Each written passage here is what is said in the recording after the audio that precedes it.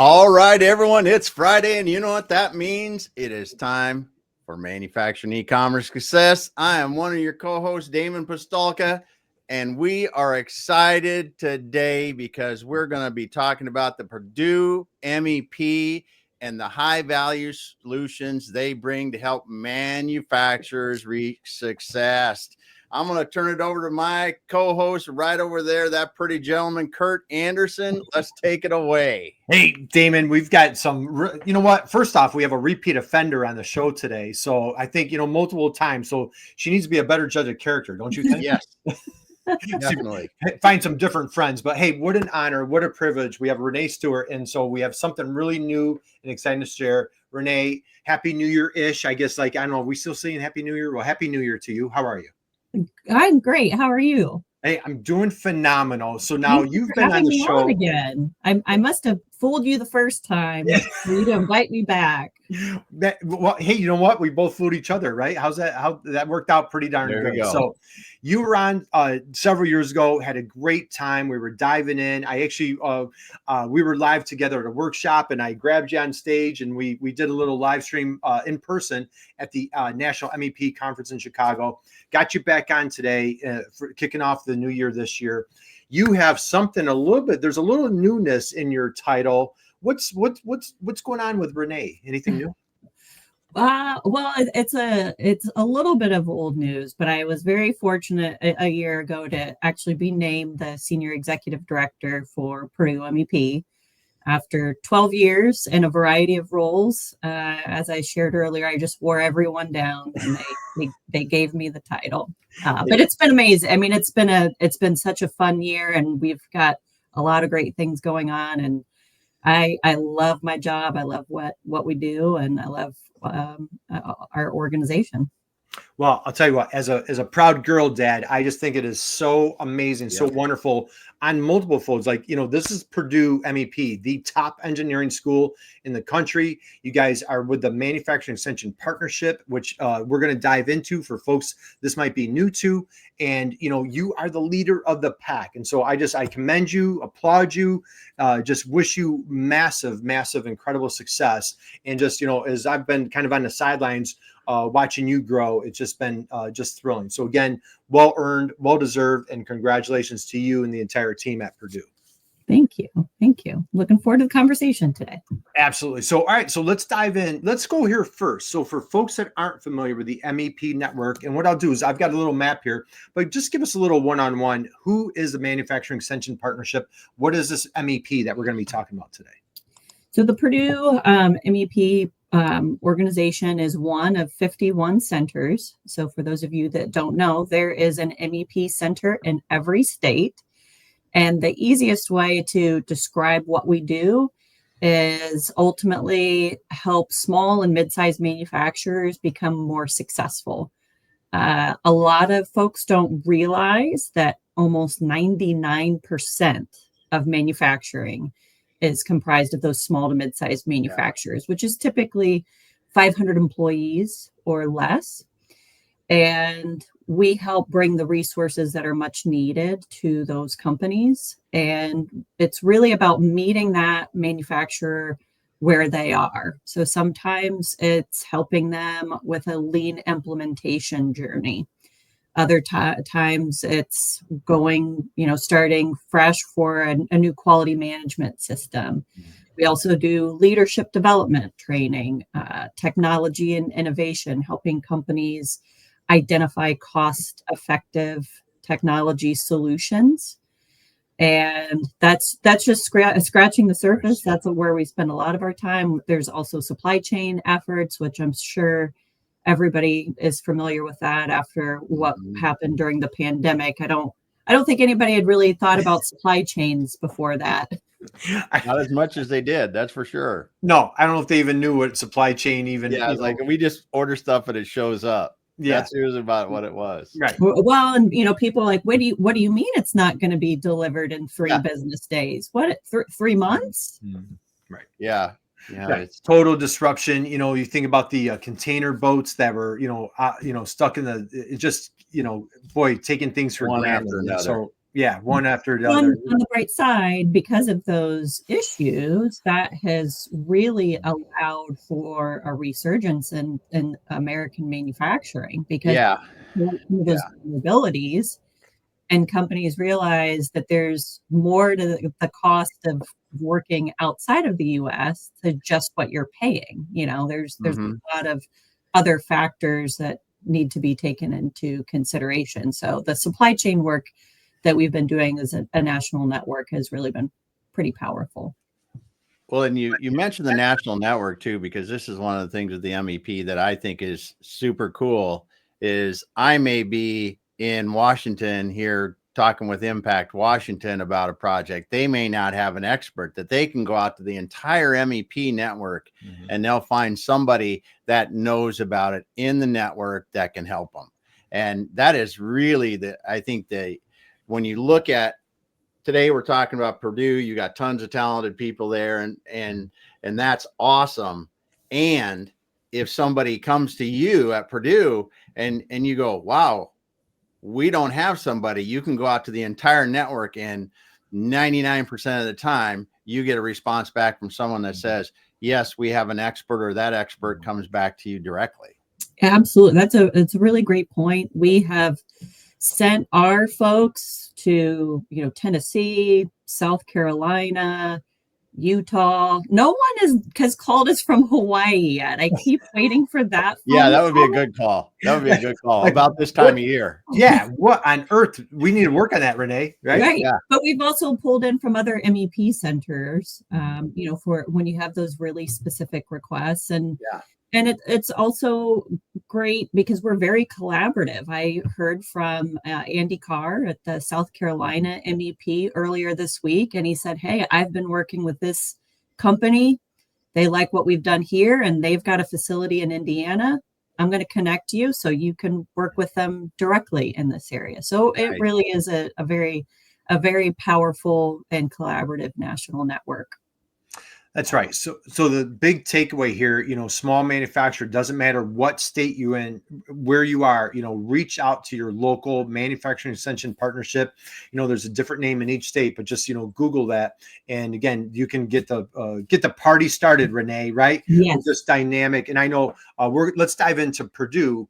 I know firsthand, we've had multiple of your teammates on the show covering, different topics, cyber, like you said, it goes right down to we're going to talk a little bit about AI. You help folks real heavy on DOD, marketing, lean, leadership. So let's see, just share a little bit. I'm going to grab your website and let's talk a little bit specifically what's going on at Purdue.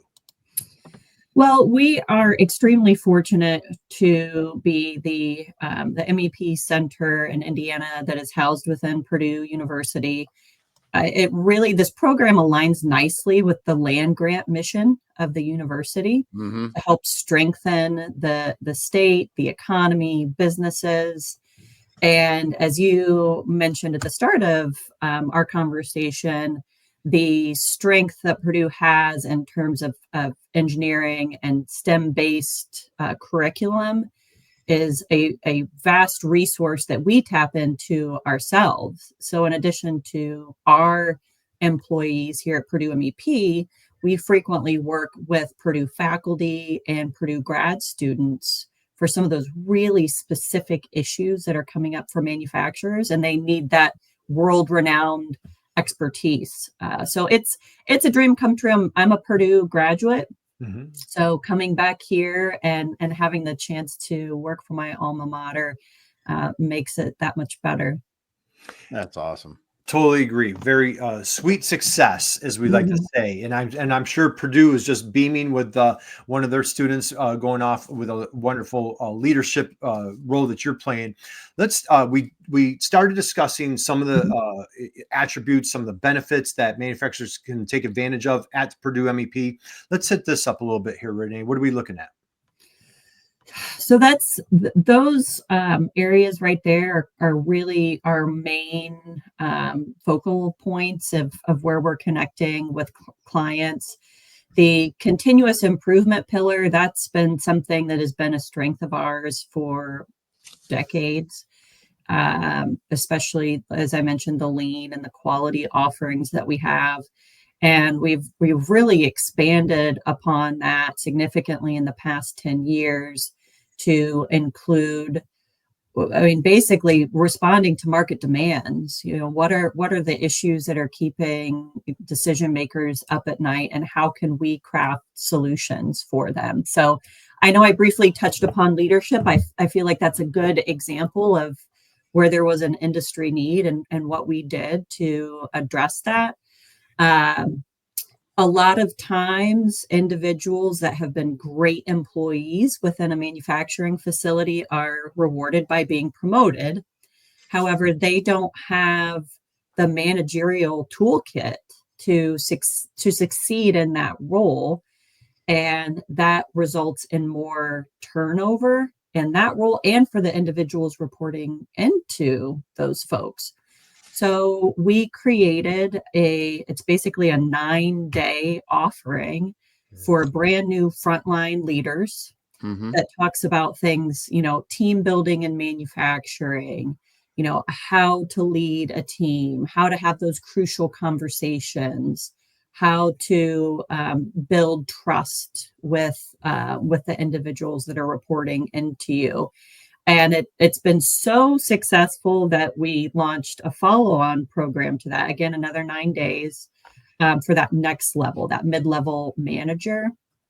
And it was something that kept coming up with our conversations with manufacturers. And, how do we address this? And we put together this program. And honestly, we're doing just about as much leadership as we are lean and quality with our clients. Well, it's such a great thing to be offering manufacturing, because typically, I grew up in manufacturing. I started, I think, first place, didn't do it when I was a teenager, but when I was, I did about 19 I started. But, it was usually because of technical ability, or you're able to get things done, you got promoted. It was, and no one really talked about leadership as much as we should have. And I really think that's critical now, especially when we're trying to attract people into the workforce that are millennials and Gen Zers. I have that right? My son is that age, but because the leadership portion plays a bigger and bigger role as you're trying to attract people, because people don't want to simply come to work and do stuff. They want to come to work and feel part of something. They want to be engaged, and they want to be a part of something bigger that is actually helping the world in some way. Exactly. And, yeah. Don't they call the Gen Z? Don't they also call them Zoomers?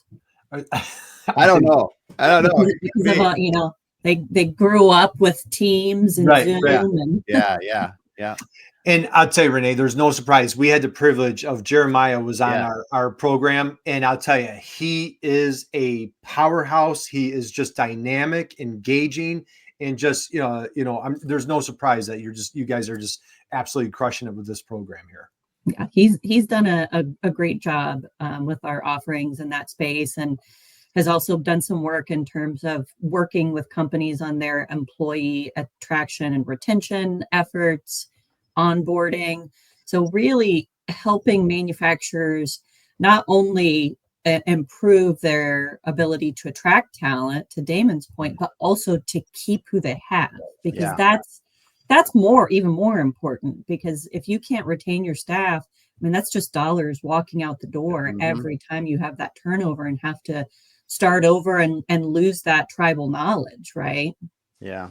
And so much of that is not the dollar per hour or dollar per year they get paid. It's about, do I have a good place to work? Do I feel I'm able to do my best work every day?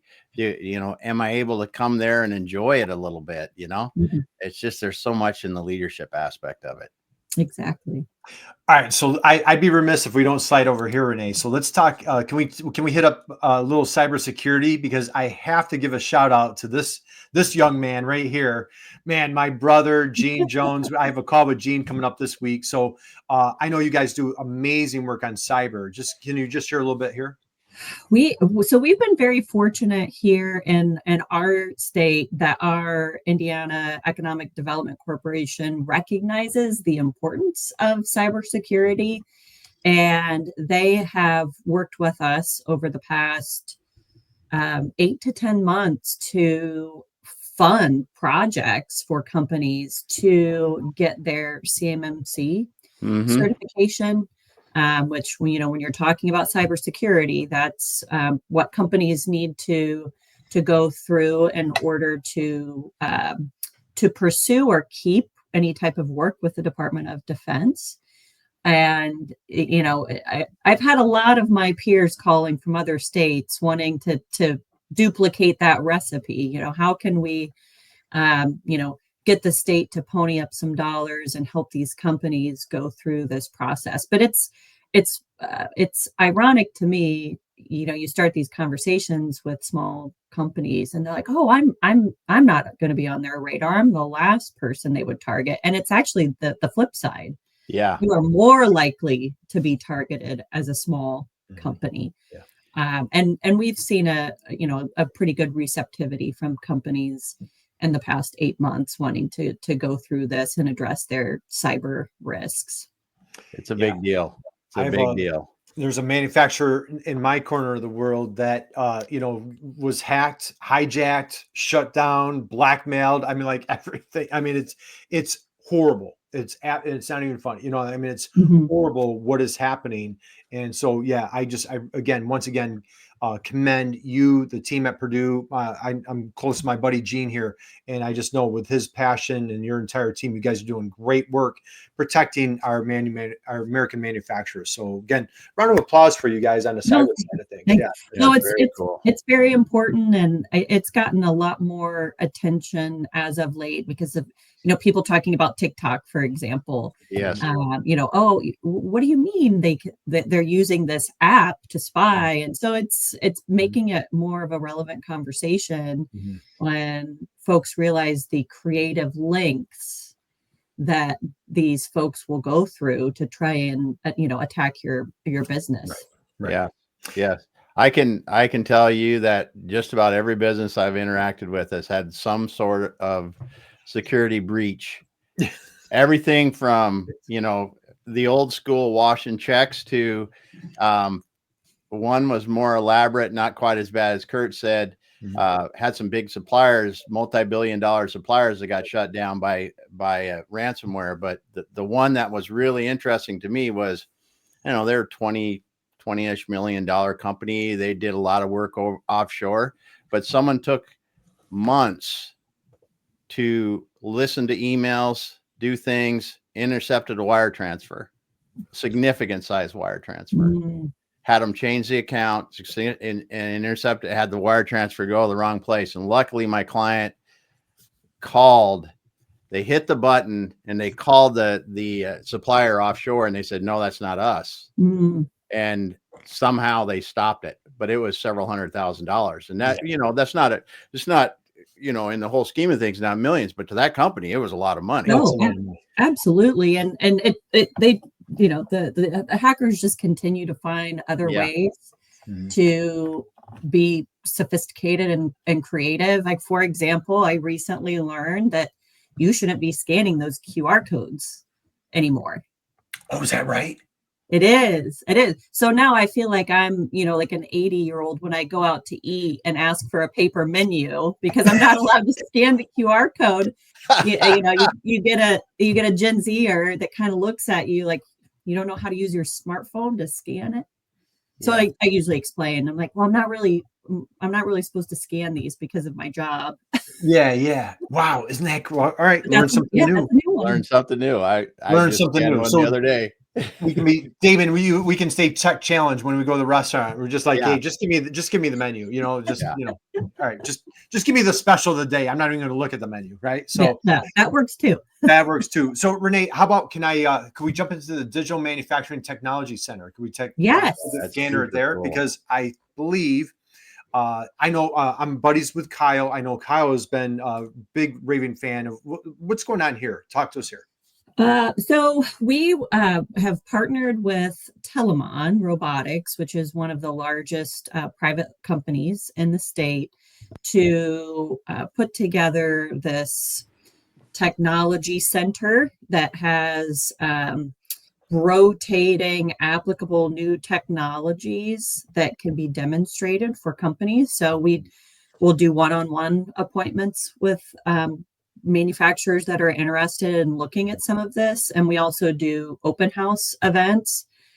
We have one coming up in February, but it really allows for the individuals and manufacturing facilities to take a time out from being on the shop floor and come through and see a variety of different technologies on display, talk with a subject matter expert, try it out themselves, and really see, how it could be applicable for their operation, how easy it is to utilize a lot of this. I have actually programmed some of the cobots in that space, which says a lot because I am not an engineer by trade. And we try and swap out what's on display depending on receptivity. I mean, initially we had some virtual reality and augmented reality in there, and just it didn't really resonate and didn't seem to be a solution. So we swapped that out and are highlighting some other potential solutions for companies. So it's really cool. The last open house that we had, I think there were over 60 individuals that showed up, which is a pretty good number. And they stayed for, it wasn't just, I'm going to pop in for 5 minutes. There were a lot of really in-depth conversations and follow-up to try and help them see, one event, one place. Let's take a look at 10 different technologies and what might be able to be used in my facility. Yeah. And that's the hard thing for a manufacturer is to be able to see different types of technology and really experience it in action.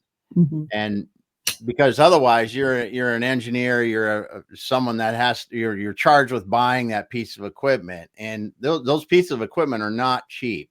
And you got 2 or 3 choices. You really, to see it in action is so valuable. Mm-hmm. And to be able to go one place and see multiple things working can really help you make better decisions. Well, and just to see the advancements that have been made in terms of, especially with cobots, how, people don't understand the various tools that can be utilized with just one cobot.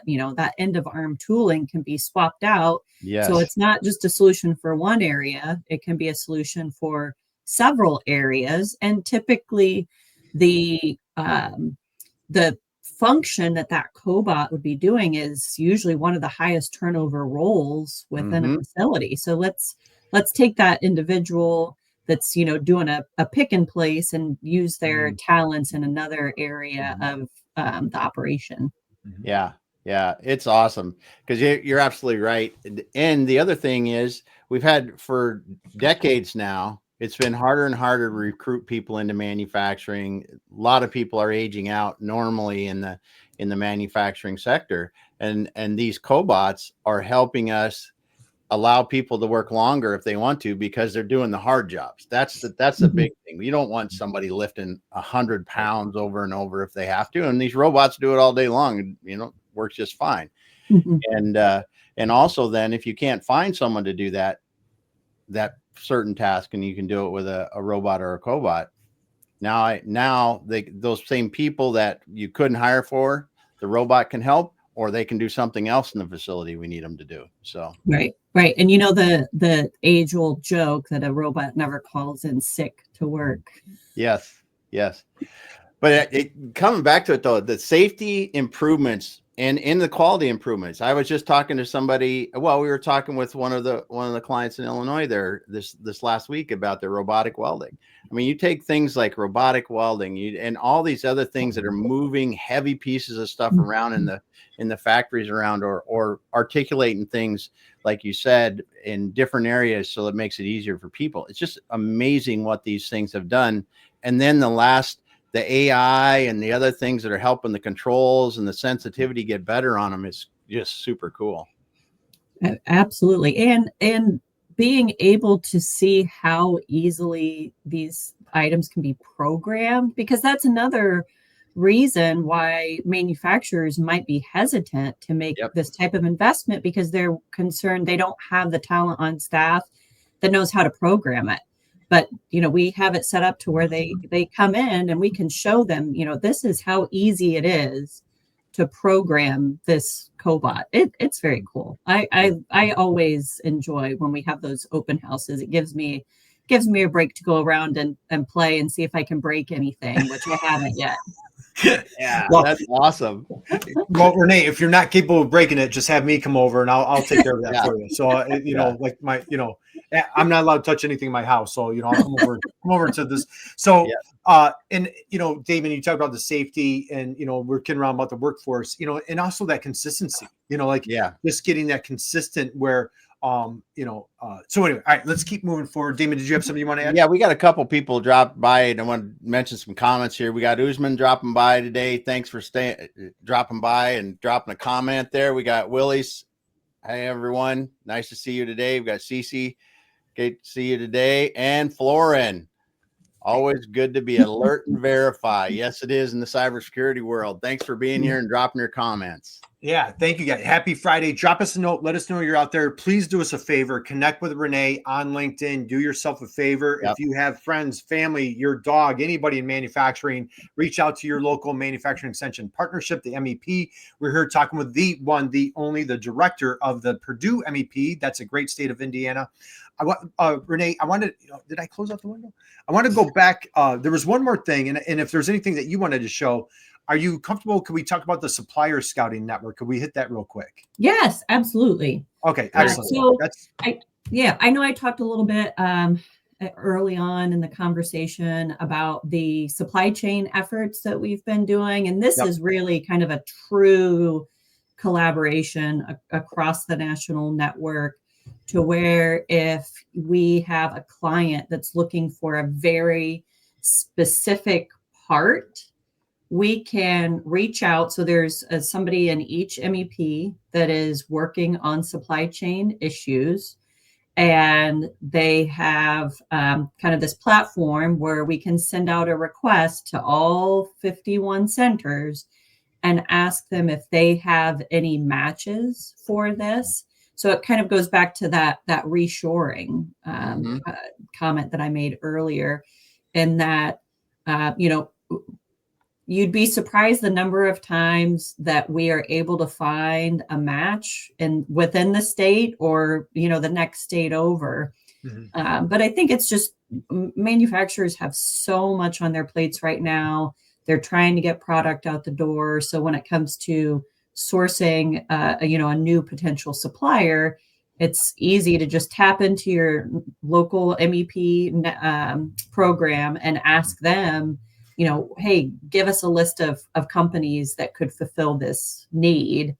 And I know personally for us, we've had several manufacturers in the state of Indiana that have gotten some really significant business opportunities through the supplier scouting program.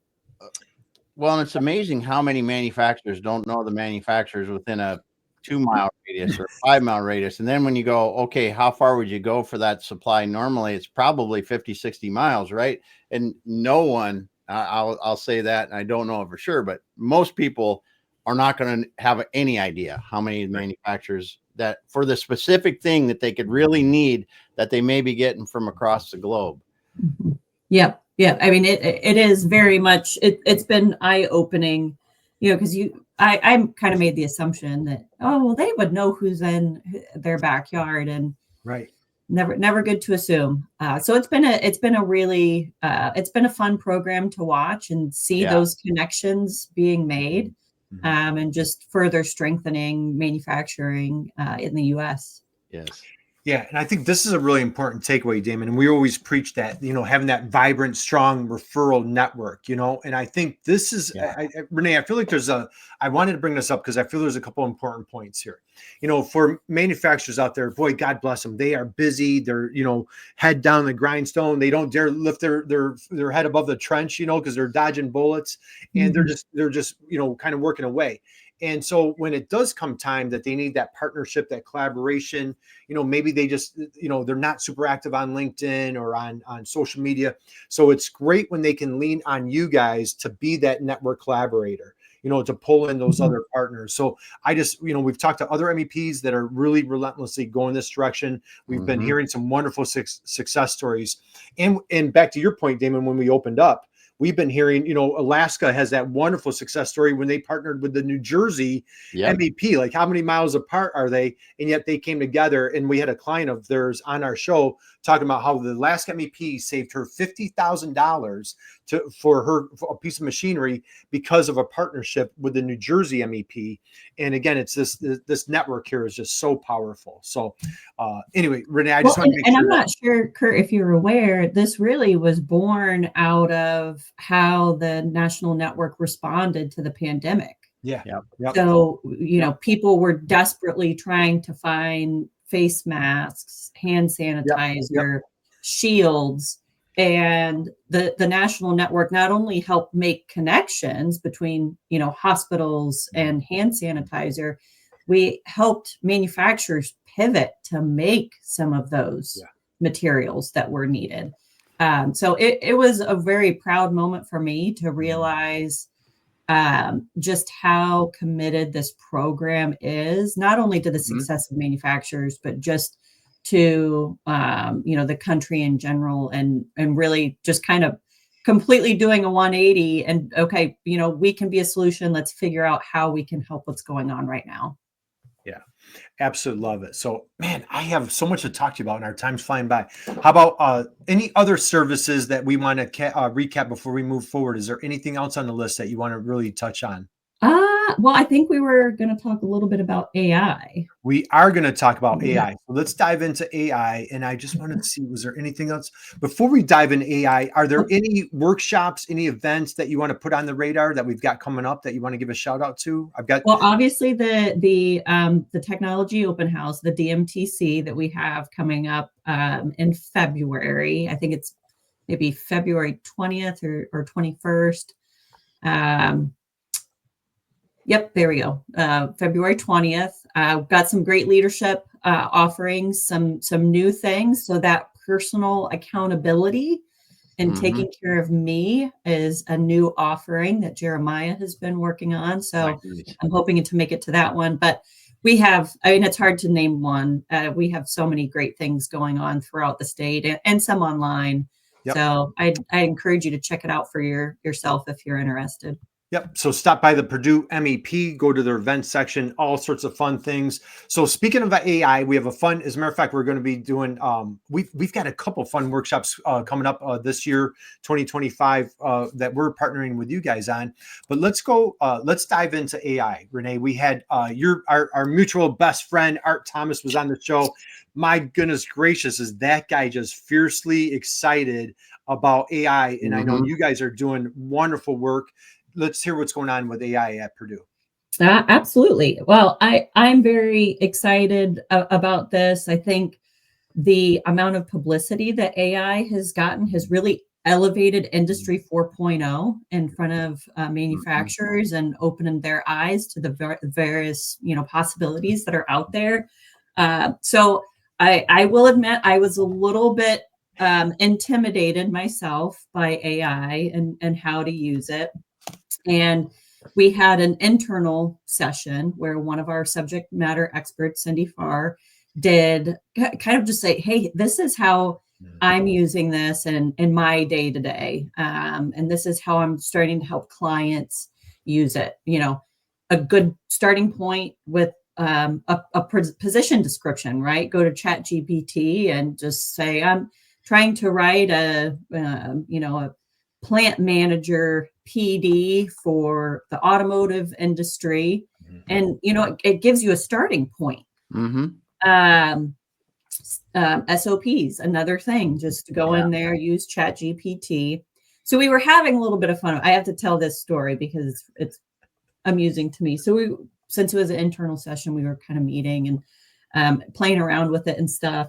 And I was incredibly fortunate to have been invited to the White House last year. Oh, is that right? Yes.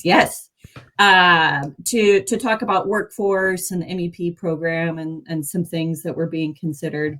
Nice. And I'm not normally like this, but what do you wear to the White House, right?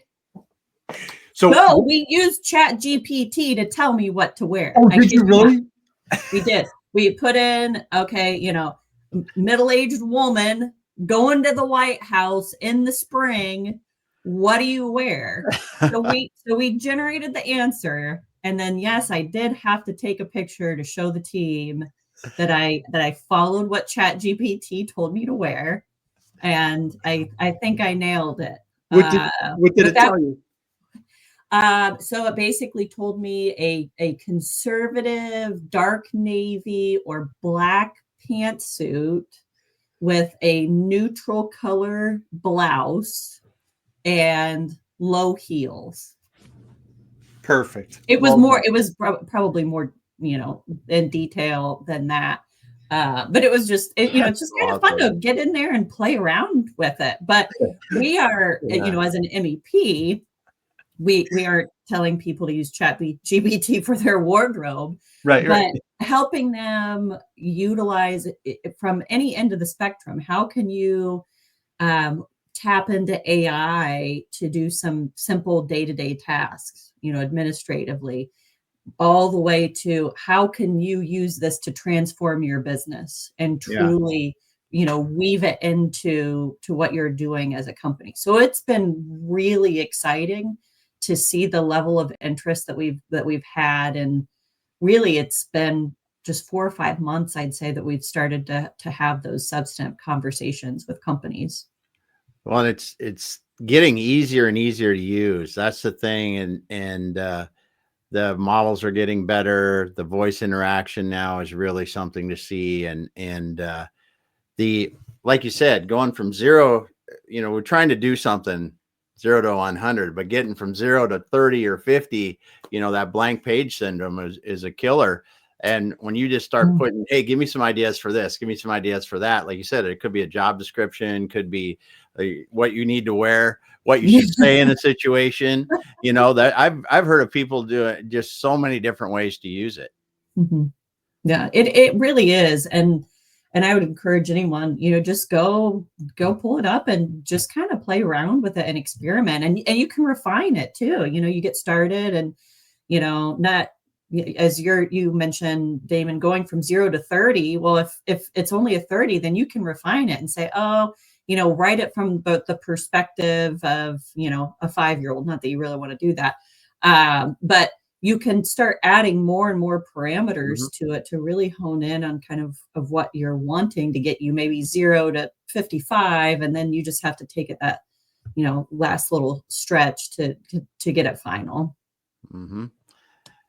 Yeah. And there's some of the easy technical things. I never even someone told me this a few months ago, use it for your Excel formulas. I mean, how many hours are wasted every single day because you don't know how to do an Excel formula, and all of a sudden overnight you're an Excel expert. Yeah. Oh yeah, that's a good. I haven't used it for that, but I feel like I'm always messing up. Where you need parentheses, where you don't need parentheses. It takes care of all that. It'll write ugly big log ones using things that you never knew were available, and it works. And you're like, woo. Right. You get that little yes, it's nice.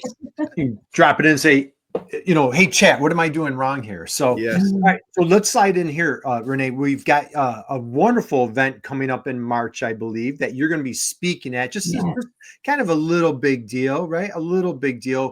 Where are you going to be speaking at in March, and what are we talking about? So I didn't ever think that this would be like my real life, but I mean, it's hard to top the White House, right? Like getting invited to go to the White House. But I am going to be speaking at the incredibly famous South by Southwest event in Austin in March. And it's about one of the things that I am probably most proud of that we've done during my time at Purdue MEP. And it's about second chance hiring. So we have a workforce development program. It's a 10-day boot camp that we rolled out formally in 2018. And since that launch, we have trained about 2,000 people to prepare for a career in manufacturing. And many of those folks have been justice involved. We've actually been within state and county correctional facilities. So, before the individuals are even released. And it's life-changing. And, being able to see the impact that it's had. I mean, it just is like, if you ever want to just feel like phenomenal, just go in and sit with a cohort of these folks that have renewed hope. Right? Because the number one indicator on whether someone ends up incarcerated again is employment. So how can we best set folks up for success upon re-entry? And this program has been, just one solution of many that are out there.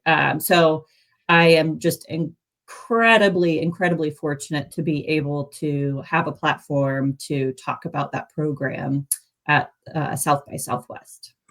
And 2,000 people, over 2,000 people have gone through your programs. That's incredible. Yes, it is.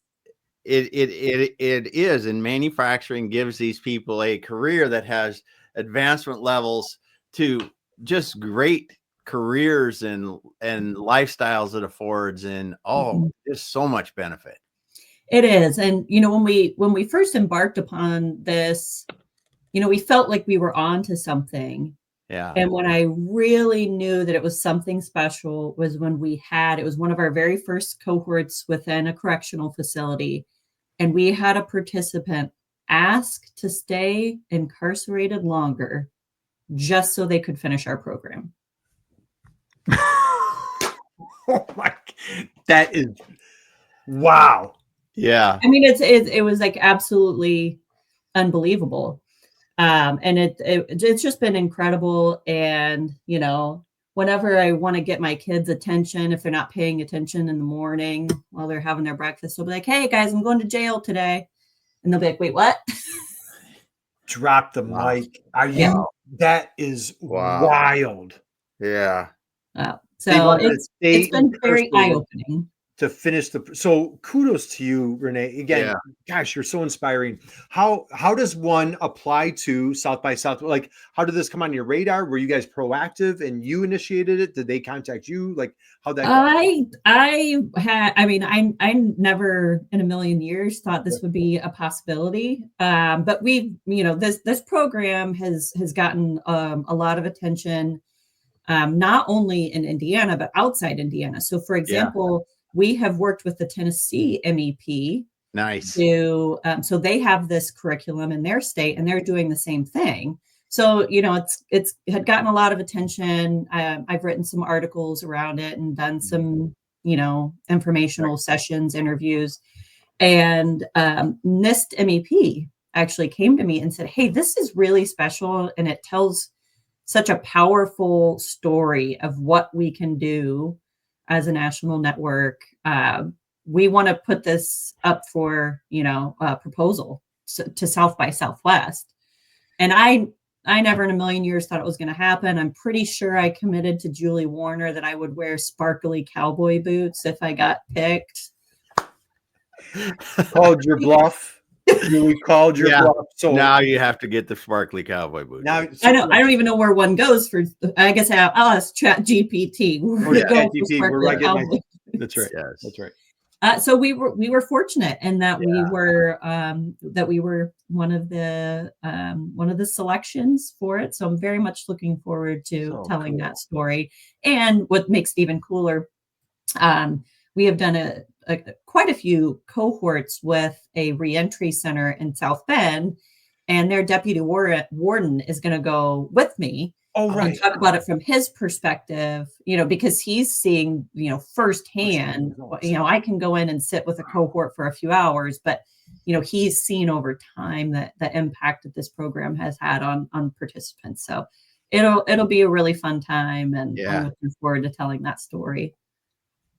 Mind blowing. Okay. Yeah. So I know, gosh, I know, I think I'm actually keeping you over. So Ranae, how does, this, all right, first off, thank you. That is what an inspiring story. What a great way to kick off this program here. How does somebody, I'm asking for a friend, how does somebody graduate from Purdue, kind of start their career in, it looks like marketing, right? Yes. And then how do they become the director of the Purdue MEP? So I know I usually ask this first, but we had a bunch of other things that we wanted to get to. So if you don't mind, we'll wind down and close out on this. But just share with us, when you were undergrad at Purdue, were you kind of in that marketing mindset? Like, were you thinking what your career would look like? Did you ever see yourself in manufacturing? What were you thinking back then? So honestly, so I wanted to just go solely into marketing, because I was like, I'm going to be a sports marketer. I'm a huge sports fan. So I'm like, I'm going to be a sports marketer. I'm going to work for Nike, and my dad was like, I am not paying for you to get a marketing degree. You will get a business degree. Is that? It is, right. So good for dad. Yeah. But I showed him because I got a business degree with a marketing minor, and then I actually got a marketing job. Yeah. But what kind of inspired me along this path, my first job after graduating from Purdue was at a very small B2B marketing agency that solely worked with manufacturers. And that was my first true exposure to manufacturing. And I was like, this is super cool. Like, we build all of this stuff in Indiana. I mean, I don't know what I thought happened, like how things were made. And it was almost like a missed opportunity for me, because I excelled in STEM. Like I would have been an ideal person. I loved math and science. Yes, I'm just feeding into our conversation earlier about how big of a nerd I am, Kurt. I own it. And I thought, wow, this is really cool. I really love this. And then I kind of took a little bit of a detour and worked in professional services for a while. And then this opportunity with Purdue MEP came up, and I was like, this would be incredible because it combines so many things that I love: Purdue, marketing, and manufacturing. And what a great story to be able to tell. So I came on board in 2013 as the marketing manager, and have just grown in various roles and find myself here, just having an incredible time, loving what I'm doing. We've got such a phenomenal team, as you've met a lot of them, and it's great, going to work every day when you know that you're making such a huge difference. Yeah, it's not, what do they say? You never work a day in your life when you just pursue your passion. And I just, and what an amazing gift that checks every box. Wait, it's my alma mater. Oh, it's manufacturing. I can do marketing. And again, like I've known you several years now. So even from the time that we've been friends, I've had the privilege of watching you grow. Did you, when you sent in your resume, that first, I don't know if you can go back 2013 in that first interview, did you ever think you'd be sitting in the director's chair? No. No, because Dave Snow terrified me. And I was like, man, I don't know if I could ever be that scary. Well, I never thought that this is where I would land, but I've just been incredibly fortunate in my career. I've had great mentors, and like I said, I warmed down. I'm just still standing. You warmed down. So Ranae, as we close out, future, what's the future? And the thing is, like, the sky's the limit. I'll tell you, you're at such a young age, you've accomplished so much, and your passion is just so contagious. What do you see? What's the future at Purdue MEP? Dream. Oh, gosh. I mean, we have a lot of exciting stuff on the horizon that we're working on. We just went through a process to kind of map out what we think the next few years looks like for us, and where can we grow and expand. And certainly technology and innovation is going to be a huge part of that, not just helping identify and implement technologies, but upskilling folks. I think you've caught on. That's something that's really important to me, is the workforce, and how can we help them continue to grow and learn. So how can we pair those new solutions with helping the workforce develop into knowing how to use those solutions? But there's a lot of great things going on. I feel like we're just scratching the surface. We were very fortunate to have gotten some funding from the Department of Energy to work on a playbook that's around electric vehicles and electric vehicle components. Nice. And, how can companies, maybe look to grow into that space in the future? So just looking for other opportunities like that, where we can be a little more forward looking and helping companies prepare for the future and looking for new markets. It's a lot of fun. There's a lot of great things that are on the horizon. Well, congratulations. Sky's the limit. I tell you, it just, Damon and I just love having a front row seat just to see where you end up. Who knows where she's going to end up, Damon? Your thoughts as we close out, Damon, any takeaways? What do you got? Oh, I'm just excited that we got to talk to you today, Ranae. It's so great to hear what the Purdue MEP is doing and how they're helping the manufacturers there compete and, just really thrive. Well, thank you so much for having me. It's been a blast. Kurt, it's always fun. Damon, it's great to finally have gotten the chance to meet you. So last question for you, Ranae. You're a sports fanatic. Who's on your menu? So I'm assuming the Boilermakers, right? Number one? Yes. Actually, my number one team is the Atlanta Braves. Oh, you're a big Braves fan. Okay. I'm a huge Braves fan. Okay. What else we got? Braves, Colts, which that's been rough. Yeah. We're getting through it. We've got, some therapy going. Boilermakers, they're always going to be up there. Just went to the Pacers game this past Saturday. Nice. I love sports, even when it breaks your heart. Well, even when it breaks your heart. So Damon, I can't help myself. I know. Ranae, the absolute last question for you. Being the big Braves fan that you are you ready? Yes. Are you sitting down? You ready for this question? Yes. Okay. The Braves are playing the dreaded Mets. Okay. Just the dread, like, ooh, right? Can you feel it? Can you feel is this like Mike Piazza Met era? Is that where you going back that far? What is your most dreaded, right? Like, so what team am I disliking the most? We'll go with the Mets, right? We'll just go with the Mets. Okay. No, who likes the Mets, right? If you're a Braves fan, you can't like the Mets, right? No, can't like the Mets. They're playing the Mets. They're at home. It's bottom of the ninth. Okay. Braves are playing the Mets, bottom of the ninth. There's somebody on second base. Tie score, and there's 2 outs. Okay. The manager of the Braves looks down the bench, says, "Hey, Stewart, grab your bat, grab your helmet, get to the plate. Could you please hit in the winning run? I've got dinner reservations. I want to get out of here," right? So you walk up, you grab your bat, you grab your helmet, you're walking up to the plate to hit in the winning run, bottom of the ninth, 2 outs against the dreaded Mets. Mm-hmm. As you walk up to the plate, Ranae Stewart, what is your walk-up song? Oh, my goodness. That is a really tough question. And I don't know if you know, I'm a huge music fan. These are my top 6 concert experiences. Who's behind you? So we've got the Churches, 21 Pilots, San Fermin, Outkast, Kendrick Lamar, and Kid Cudi. Nice. Oh, wow. I'm probably going to have to go it's going to have to be Kendrick Lamar, but I don't know what song. How about Outkast? Hey, yeah. I would probably go Bombs Over Baghdad for Outkast, and maybe Not Like Us from Kendrick Lamar. It's tough, but it's definitely going to be something in that genre. One of those. I'll get back to you the next time I'm on here. I'll have There you go. Yeah.